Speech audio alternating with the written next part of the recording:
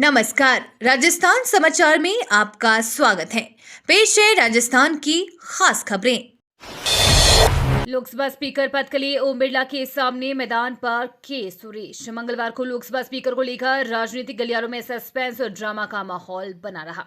आखिरकार मामला चुनाव तक पहुंच गया। एनडीए ने ओम बिरला को लोकसभा स्पीकर पद के लिए उम्मीदवार बनाया है। वहीं लोकसभा उपाध्यक्ष पद की मांग पूरी न होने पर विपक्ष ने कांग्रेस सांसद के सुरेश को उम्मीदवार के रूप में खड़ा किया है।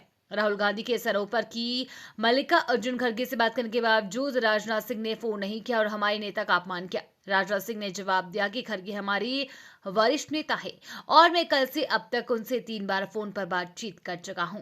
शरद पवार ने भी लोकसभा स्पीकर के चुनाव को लेकर बयान दिया है। उन्होंने इंडिया अलायंस को सुझाव दिया है कि लोकसभा स्पीकर का चुनाव निर्विरोध होना चाहिए। इसके साथ उन्होंने ये भी कहा कि डिप्टी स्पीकर का पद विपक्ष को मिलना चाहिए। अशोक चंद्रा की शिक्षा मंत्री को चेतावनी। राजस्थान के स्कूल शिक्षा मंत्री मदन दिलावर डीएनए टेस्ट संबंधी अपने बयान से विवादों में घिर गए हैं। भारत आदिवासी पार्टी के साथ साथ कांग्रेस के नेता भी इस बयान को लेकर भाजपा पर हमला कर रहे हैं। ये विवाद पिछले कुछ दिनों से लगातार जारी है। अब इस विवाद में हिंडोली के विधायक अशोक चंद्रा भी शामिल हो गए हैं। अशोक चंद्रा ने सोशल मीडिया प्लेटफॉर्म पर एक वीडियो में भाजपा मंत्री को चेतावनी देते हुए कहा कि मंत्री जी डीएनए चेक करके क्या करेंगे? अगर कभी आदिवासी आपको रास्ते में मिल गए तो आपका ही डीएनए चेक कर लेंगे। संभल जाइए, उनकी बातें सुनिए, वरना किसानों ने मोदी को भी हरा दिया था। पलटने में समय नहीं लगता और आपकी गाड़ी उड़ाने में भी ज्यादा समय नहीं लगेगा। राजस्थान के पीएचईडी विभाग में हो गया स्कैम। राजस्थान के पब्लिक हेल्थ इंजीनियरिंग डिपार्टमेंट में 350 करोड़ रुपए का घोटाले का मामला सामने आया है, जिसमें करोड़ों रुपए की सरकारी सामग्री गायब हो गई है। इंजीनियर्स की कस्टडी में रखी गई सरकारी सामग्री जैसे DI pipe, HDPE pipes, rubber joint, submersible pump, electrical panels और वॉल्व्स गायब हो गए हैं। ये सभी सामग्रियां सरकारी खजाने से खरीदी गई थी। ये घोटाला राजस्थान के सीकर, झुंझुनू, नागौर, अलवर, शाहपुरा, कोटपुतली, जयपुर, बहरोड़, महुआ, सिकराय, बांदीकुई और मंडावर में हुआ है। आशंका है कि इंजीनियर्स और ठेकेदारों द्वारा सामग्री गायब की गई है। राजस्थान को पसंद है बाबा का बुलडोजर। उत्तर प्रदेश की योगी सरकार के बुलडोजर एक्शन मॉडल लगभग देश के अधिकांश राज्यों में धरातल पर लागू किया जा रहा है।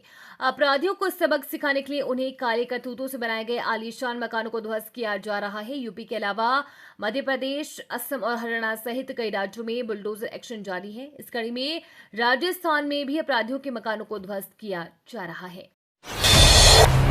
3 जून से पहले कराइए राशन कार्ड की ई-केवाईसी, वरना फ्री वाला राशन हो जाएगा बंद। राष्ट्रीय खाद्य सुरक्षा योजना में चयनित सभी लाभार्थियों को 3 जून 2024 तक ई-केवाईसी करवानी होगी। अगर आपने ई-केवाईसी नहीं करवाई तो आपको राशन नहीं मिलेगा। जन आधार व गैस सिलेंडर के जैसे ही आप राशन कार्ड की भी ई-केवाईसी की जा रही है। राष्ट्रीय खाद्य सुरक्षा योजना में चयनित लाभार्थियों की ई-केवाईसी उचित मूल्य की दुकान पर जाकर करवाना होगा। राजस्थान में कांग्रेस का खेल बिगाड़ेगी मायावती, उपचुनाव लड़ने का ऐलान। राजस्थान की 5 विधानसभा उपचुनाव में बसपा अपने उम्मीदवार खड़ा करेगी। बसपा प्रदेश अध्यक्ष भगवान सिंह बाबा ने कहा कि पार्टी नगर निकाय चुनाव भी लड़ेगी, जिससे ग्रास रूट पर कार्यकर्ता तैयार हो सके। भगवान सिंह बाबा ने कहा कि मायावती की अध्यक्षता में हाल ही में हुई बैठक में यह निर्णय लिया गया कि राजस्थान में 5 सीटों पर विधायक अब सांसद बन चुके हैं, जिसके बाद 5 विधानसभा सीटों पर उपचुनाव का ऐलान होने वाला है। उपचुनाव के लिए अलग अलग पार्टियां तैयारियों में जुट चुकी है। इस बीच कांग्रेस ने भी अपनी कमर कस ली है। बता दें 5 विधानसभा सीटों में से 3 सीटों पर कांग्रेस के विधायक सांसद पहुंचे हैं, जबकि 1 सीट पर आरएलपी और 1 सीट पर बीएपी के विधायक सांसद बने हैं। ऐसे में कांग्रेस अपनी जीती हुई सीट को हाथ से निकलने नहीं देगा। जयपुर में शीघ्र बनेगा राजस्थान यूनिटी मॉल। सीएम ने कहा कि देश के यशस्वी प्रधानमंत्री नरेंद्र मोदी द्वारा एक ही छत के नीचे मार्केट प्लेस उपलब्ध कराने के उद्देश्य से देश भर में पीएम एकता मॉल बनाए जा रहे हैं। इसके तहत जयपुर में भी शीघ्र राजस्थान यूनिटी मॉल का निर्माण किया जाएगा। इसके निर्माण से गुणवत्तापूर्ण स्वदेशी उत्पादों को बढ़ावा मिलेगा तथा ग्रामीण कारीगरों को भी उनके उत्पाद बेचने में मदद मिलेगी। सीएम शर्मा ने अधिकारियों को निर्देश दिए कि राज्य में बनने जा रहे इस यूनिटी मॉल का निर्माण आमजन की सुगम पहुंच को देखते हुए किया जाए, जिससे अधिकतम लोग इस मॉल तक पहुंचे तथा मेक इन इंडिया एवं एक जिला एक उत्पाद की अवधारणा को बढ़ावा मिले। राजस्थान के लिए सोना उगलेगी ये खदान। राजस्थान के बांसवाड़ा में स्थित राज्य की पहली सोने की खदान सरकार के लिए सचमुच सोना उगलने वाली है। ऐसा हम इसलिए कह रहे हैं क्योंकि इस खदान से अगले 50 सालों में राज्य सरकार को 1 लाख करोड़ रुपए का राजस्व मिलने की उम्मीद है। इस खदान से सिर्फ सोना ही नहीं मिलेगा बल्कि औद्योगिक निवेश, रोजगार और राजस्व के नए अवसर भी खुलेंगे। यहाँ करीब 113.52 मिलियन टन कच्चा सोना होने की उम्मीद है। वसुंधरा राजे के दर्द से गरमाई सियासत। राजस्थान की पूर्व सीएम वसुंधरा राजे के उंगली काटने वाले बयान के बाद प्रदेश की सियासत गरमा गई है। लंबे समय से चुप्पी साधे वसुंधरा राजे समर्थक एक्टिव हो गए हैं। पूर्व विधायक देवी सिंह भाटी ने राजेंद्र राठौर पर निशाना साधकर शुरुआत भी कर दी है। उल्लेखनीय है कि उदयपुर में एक कार्यक्रम में राजे ने कहा, आज लोग उसी उंगली को पहले काट देते हैं जिससे पकड़कर वो चलना सीखते हैं। अब सियासी गलियारों में चर्चा की आखिर वसुंधरा राजे का इशारा किन की तरफ है? कौन है वो नेता जिन्हें वसुंधरा राजे ने आगे बढ़ाया लेकिन वे आज उनके ही खिलाफ खड़े हो गए हैं? वसुंधरा राजे क्या होगा अगला कदम? बीजेपी के नेता वसुंधरा राजे के बयान से बचते हुए नजर आ रहे हैं।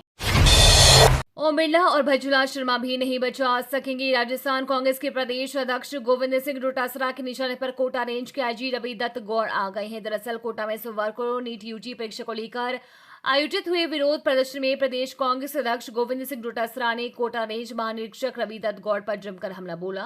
सर्किट हाउस के बाहर हुए धरने प्रदर्शन के दौरान प्रदेश अध्यक्ष गोविंद सिंह डोटासरा ने चेतावनी दी है कि कांग्रेस कार्यकर्ता उनका जीना हराम कर देंगे।